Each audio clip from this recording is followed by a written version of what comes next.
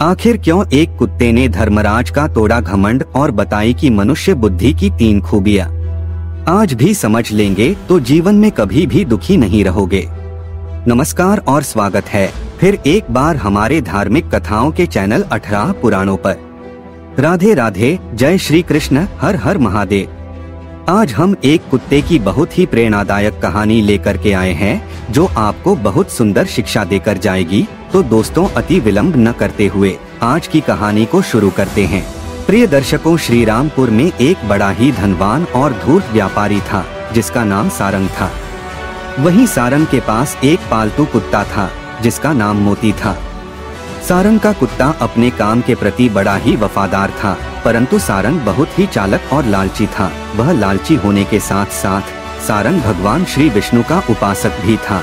फिर एक दिन सारंग के यहाँ भगवान विष्णु प्रकट हुए तो भगवान विष्णु ने सारंग से पूछा कि वे उसकी भक्ति से काफी प्रसन्न है और वह उनसे कोई वरदान मांग ले। तब सारंग ने एक सादा कागज भगवान विष्णु को देते हुए कहा, प्रभु आप इस कागज पर अपने दस्तखत बना दो ताकि दुनिया के लोगों को मैं आपसे मिलने का सबूत दिखा सकूं। आजकल कोई ये मानना ही नहीं चाहता कि असल में इस ब्रह्मांड में वास करते हैं भगवान। दोस्तों, तब भगवान ने कहा, ठीक है, लाओ मैं तुम्हारे कागज पर अपने दस्तखत बना देता हूँ। इतना कहकर भगवान ने छेद करके कागज पर अपने दस्तखत बना दिए और वे अंतर्ध्यान हो गए। सारंग भगवान के दस्तखत वाला कागज हर समय अपनी जेब में ही डाल कर रखता था।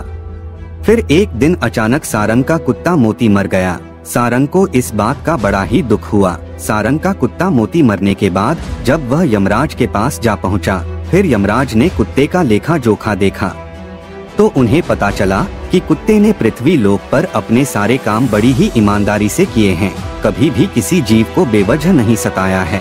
छोटे छोटे पशु पक्षियों जीव जंतुओं की कभी हत्या नहीं की है। इसने अपने मालिक के प्रत्येक कार्य को बड़ी निष्ठा और ईमानदारी से किया है। तब यमराज कहते, हे जीव, तुमने कुत्ते का जन्म लेकर भी कोई घृणित कर्म नहीं किया है, इसीलिए तुम्हारे पिछले जन्मों के सारे पाप नष्ट हो चुके हैं। हे स्वान, अब तुम ही बताओ कि तुम कहाँ रहना और कहाँ जाना चाहते हो। हम तुम पर बड़े प्रसन्न हैं। तुम्हारी मांग को जरूर पूरा किया जाएगा, बताओ। यमराज की ये बात सुनकर कुत्ता बोला, हे प्रभु, आप चाहें मुझे स्वर्ग में डालो हो या नरक में भेजो, आपकी इच्छा अनुसार मुझे मंजूर है।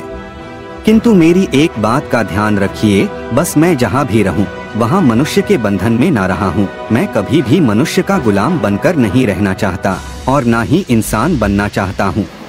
कुत्ते की ऐसी बातें सुनकर यमराज बोले हैं, हे स्वान, तुम्हें मनुष्य से इतनी नफरत क्यों है? मनुष्य का जन्म तो बड़े सौभाग्य से मिलता है।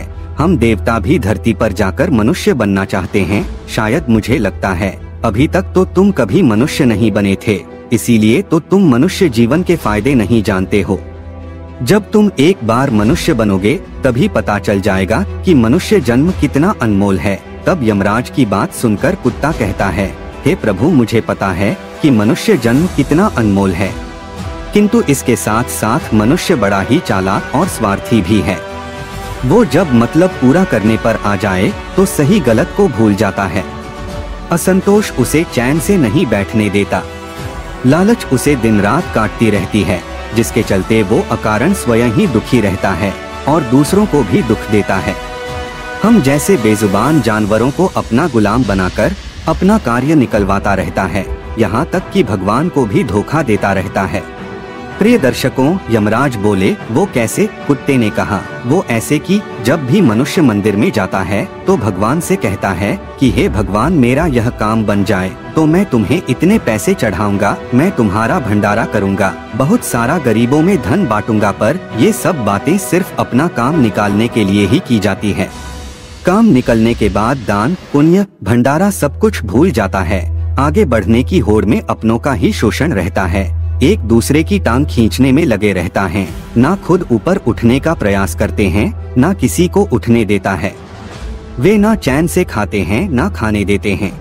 मनुष्य हमेशा अपना काम बनाने के लिए दूसरों को धोखा देता है और उसकी धूर्तता तो देखिए, भगवान को भी लालच दिखाकर अपना काम बना लेता है। चलो बाद में कहता है कि भगवान का ही तो सब कुछ है, मैं उन्हें क्या दे सकता हूँ। ऐसा कहकर वो अपनी ही बात से मुकर जाता है।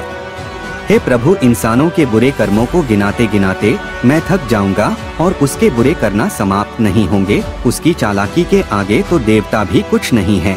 तब कुत्ते की बात सुनकर यमराज बहुत क्रोधित होकर कहते हैं, हे स्वान, माना कि मनुष्य बहुत ही चालाक है, पर हम देवताओं से ज्यादा वो कभी नहीं हो सकता, क्योंकि हमारे यहाँ जितने भी जीव आते हैं हम ही उन्हें सजा सुनाते हैं।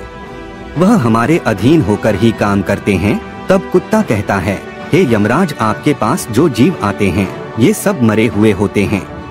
आपका पाला कभी किसी जीवित मनुष्य नहीं पड़ा है।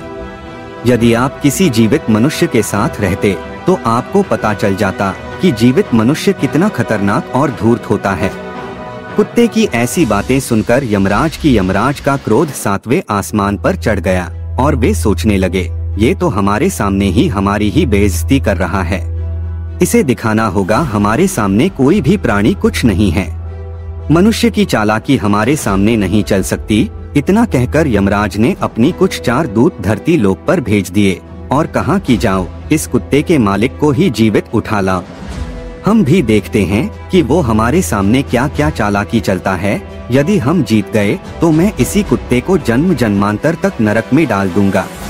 प्रिय दर्शकों, कुत्ते को पूरा विश्वास था कि एक जीवित मनुष्य अकेला ही पूरे स्वर्ग में खलबली मचा देगा। अब तो यमराज का आदेश पाकर यमराज के दूत सारंग को लेने के लिए चले गए थे और उसे चारपाई सहित सोते हुए उठा लाए, किंतु रास्ते में लगने वाले झटकों से सारंग की आंखें खुली तो उसने पूछा कि तुम लोग कौन हो और मुझे कहाँ लिए जा रहे हो। तब यमदूतों ने उसको सारी कहानी सुनाई कि तुम्हारे कुत्ते से यमराज की शर्त लग गई है।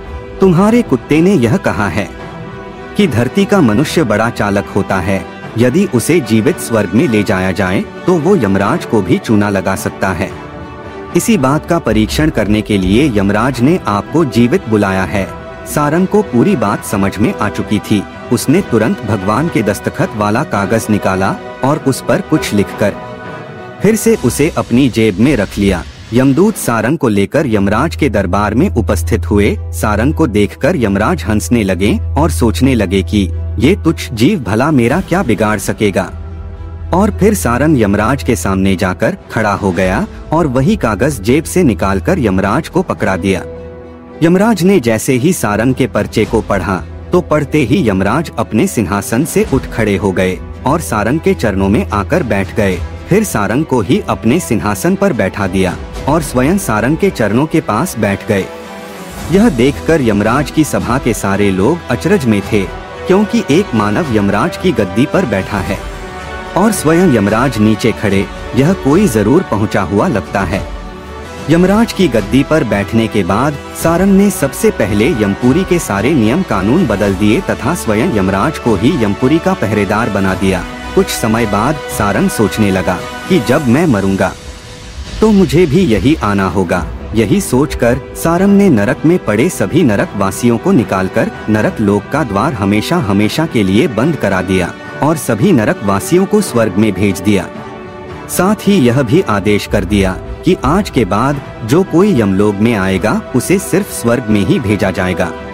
सारंग का ये आदेश सुनकर सब देवताओं में खलबली मच गई, परंतु वे कर भी क्या सकते थे, क्योंकि वो आदेश यमलोक के राजा ने दिया था। अब तो धीरे धीरे स्वर्ग में भीड़ लगने लगी और स्वर्ग के सारे कर्मचारी परेशान होने लगे कि अब हम क्या करें, इतने सारे जीवों की सेवा कैसे कर पाएंगे। यमराज को जीवित मनुष्य को स्वर्ग में लाना बहुत ही महंगा पड़ गया। उधर कुत्ते ने देखा कि उसके सेठ सारंग ने सब कुछ बदल दिया है, आखिर यह कैसे हो गया। तो उसने सेठ से पूछा कि आपने यह कैसे कर दिया। अब आप तो राजा भी बन गए, अब मैं सारे जीवन आपका ही नौकर बनकर रहूंगा। कृपया मुझे बताइए कि आपने यह सब कैसे किया। तब सेठ सारंग ने धीरे से कुत्ता के कान में कहा कि जब मुझे पता चला कि मुझे जीवित यमलोक में ले जाया जा रहा है तो मैंने भगवान विष्णु के दस्तखत वाले कागज पर लिख दिया कि यमराज जिस जीवित मनुष्य को यमलोक को बुला रहे हैं इसे यमलोक की गद्दी पर बैठा देना, यह मेरा आदेश है। भगवान के दस्तखत उस कागज पर तो पहले से ही थे, इसलिए यमराज ने समझा कि यह आदेश भगवान विष्णु ने दिया है, सो मुझे यमपुरी का राजा बना दिया जाए और मैं यहाँ का राजा बन गया। सेठ की बात सुनकर कुत्ता बहुत खुश हुआ, कहने लगा इंसानी दिमाग जहाँ भी रहे अपनी खुराफात तो करेगा ही। प्रिय दर्शकों, इधर यमलोक का हाल देखकर सारे देवता भगवान विष्णु के पास गए और उन्हें सारी बात बताई। तो भगवान विष्णु तुरंत ही यमपुरी में आए। उन्होंने देखा कि यमराज स्वयं ही द्वार पर पहरा दे रहे हैं, तो राजगद्दी पर कौन बैठा है। यमराज बोले, प्रभु आपकी लीला भी बड़ी विचित्र है। जरा सी देर में ही धरती के एक साधारण मनुष्य को यमराज बना दिया और मुझे पहरेदार। दोस्तों, फिर भगवान विष्णु बोले, यह मैंने नहीं किया, यह सब तो इंसान के चालक दिमाग का कमाल है। यदि तुम किसी जीवित मनुष्य को यहाँ बुलाओगे तो यही हाल होगा। मैंने तो केवल उनकी मृत्यु के बाद यहाँ लाने का हुक्म दिया है, ताकि उनके सारे दोष उनके शरीर के साथ वहीं रह जाएं।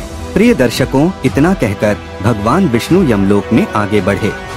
सारंग ने पास भगवान पहुँचे भगवान विष्णु को देखकर अपना सिंहासन छोड़ दिया और बोला, हे प्रभु क्षमा करना, मैंने यमराज को जीवित मनुष्य की बुद्धि का बल दिखाया था। अब मैं आपके दर्शन पाकर धन्य हो गया, मुझे किसी चीज की कोई आवश्यकता नहीं है। फिर भगवान विष्णु का आशीर्वाद पाकर शेठ सारंग धरती लोक पर लौट गया। भगवान भी उधर बैकुंठ लोक गए। यमराज फिर से अपने सिंहासन पर बैठे। तब कुत्ता कहने लगा, हे यमराज, आपने देख ली इंसानी दिमाग की ताकत, जीवित मनुष्य क्या से क्या कर सकता है। इसीलिए मैं मनुष्य नहीं बनना चाहता। मनुष्य जब स्वार्थी हो जाता है तो उसे अपने दोस्त दिखना बंद हो जाते हैं। लालच में वो धर्म को भी भुला देता है और अनैतिक कार्यों पर उतर आता है। जब तक वह शास्त्रानुसार कर्म करता है तब तक ही वह सुखी रहता है।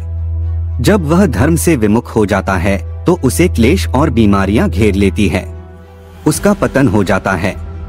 प्रिय दर्शकों, आपको ये कहानी कैसी लगी कमेंट के माध्यम से आप हमें बताएं। कमेंट में हर हर महादेव अवश्य लिखें और वीडियो को लाइक तथा चैनल को सब्सक्राइब करना ना भूलिए। आप सभी का धन्यवाद।